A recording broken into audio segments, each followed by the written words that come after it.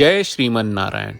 ए पर जे टिप्पणी हम करे जा रहल बा रामानुजदास श्रीमान गट्टू वेणुगोपाल स्वामी जी के द्वारा दिहल गयल बा।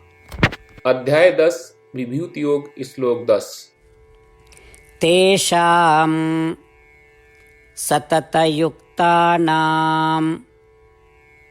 भजतां प्रीतिपूर्वकं ददामि बुद्धियोगं तं येन माम् उपयान्ति ते। ओम। गीताचार्य श्री कृष्ण परमात्मा अर्जुन समेत हमनी सबके विभूति योग सिखा रहल बानी। परमात्मा कहत बाड़न, जे भक्त हमरा साथे हमेशा खातिर रहे के चाहत बाड़े और जे हमरा के अत्यंत प्रेम पूर्वक भक्त से पूजन बाड़े, हम आपन मनचाह प्रेम से दिव्य ज्ञान प्रदान करत बानी। माने कि हम प्रेम से ऊ लोगन के हमरा बारे में बिल्कुल स्पष्ट ज्ञान दे। हम ओ लोग के आपन स्पष्ट रूप देव ताकि ऊ लोग निसंदेह हमरा के प्राप्त कर सके। जैसे श्री कृष्ण परमात्मा एगो अद्भुत आश्वासन दे रहल होखस कि ऊ अपना दिव्य ज्ञान और प्रेम से आपन रूप ओ लोग के दिए जे हमेशा उनका से एकजुट होके और लगातार प्रेम पूर्ण भक्त से उनकर पूजा करे खातिर तरस तारे। आई श्री कृष्ण परमात्मा के उपदेश के मनन करी। आई हमनी के मन श्री कृष्ण परमात्मा पर केंद्रित करी जा। प्रेम भक्ति से केवल श्री कृष्ण परमात्मा की पूजा करी जा। हमनी के हमेशा श्री कृष्ण परमात्मा के संगे एकजुट होके के इच्छा राखी जा। आई हमनी के श्री कृष्ण परमात्मा जौन दिव्य ज्ञान आ दिव्य दर्शन देवे होकर खातिर पात्रता अर्जित करे की कोशिश करी जा। ई सब करत घरी श्री कृष्ण परमात्मा के वचन के ठीक वैसे ही दोहरावे की कोशिश कही जाए जैसन ऊ श्लोक के रूप में बा। तेषां सततयुक्तानां भजतां प्रीतिपूर्वकं ददामि बुद्धियोगं तं येन माम् उपयान्ति ते। श्रीमन्नारायण करिष्ये वचनं तव। सर्वं श्रीकृष्णार्पणमस्तु। जय श्रीमन्नारायण। श्रीमद् भगवत गीता का पूरा सार श्री कृष्ण परमात्मा ने अध्याय 18वें के श्लोक 65 से 70 में 8 काम करे खातिर दिले बाड़े।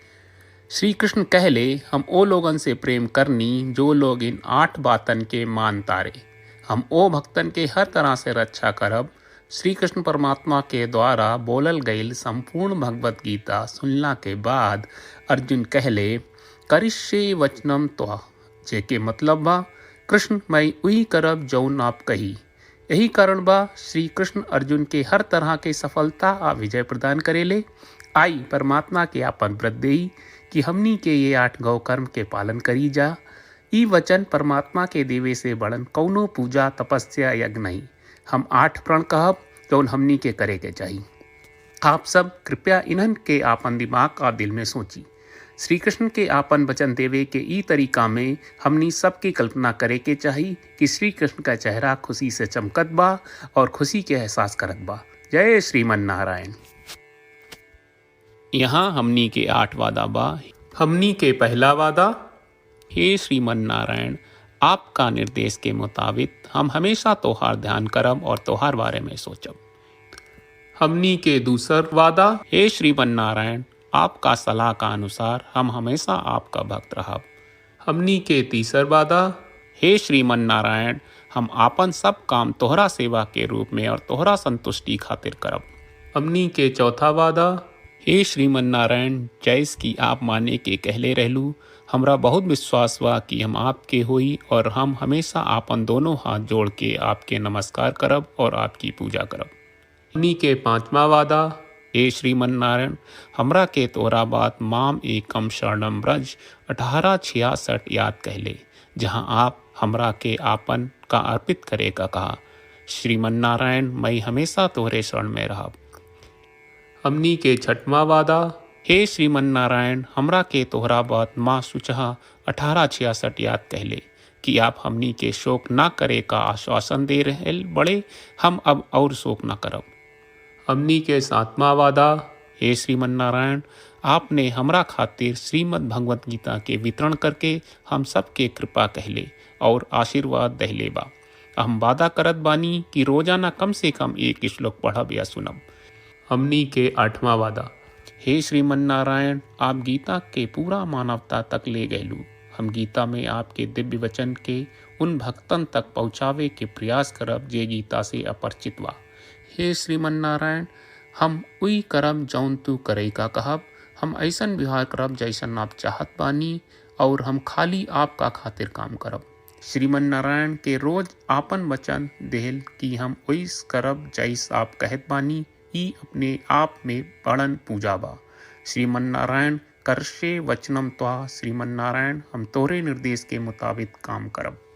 सर्वम श्री कृष्ण अर्पणम अस्तु। जय श्रीमन नारायण। तेषां सततयुक्तानां भजतां प्रीतिपूर्वकं ददामि बुद्धियोगं तं येन माम् उपयान्ति ते। ॐ तेषां सततयुक्तानां भजतां प्रीतिपूर्वकं ददामि बुद्धियोगं तं येन माम् उपयान्ति ते। श्रीमन्नारायण, करिष्ये वचनं तव। सर्वं श्रीकृष्णार्पणमस्तु। जय श्रीमन्नारायण।